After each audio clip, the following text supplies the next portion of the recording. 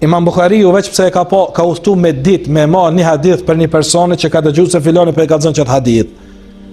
Që sa ka qenë i ndjeshëm në marrjen hadith.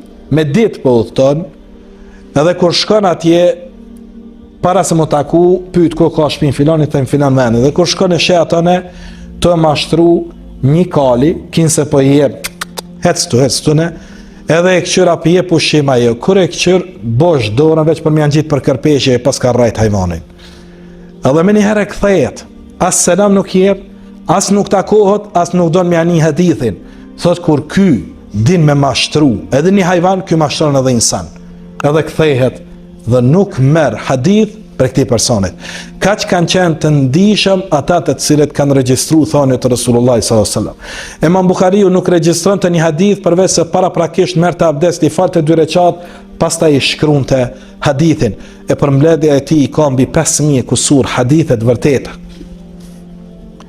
Pa një hesab që tash, për 10.000 recate i ka kushtu shkruja e një librit.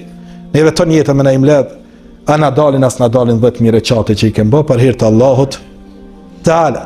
Dhe këto kanë qenë nafile, jashtë farzave.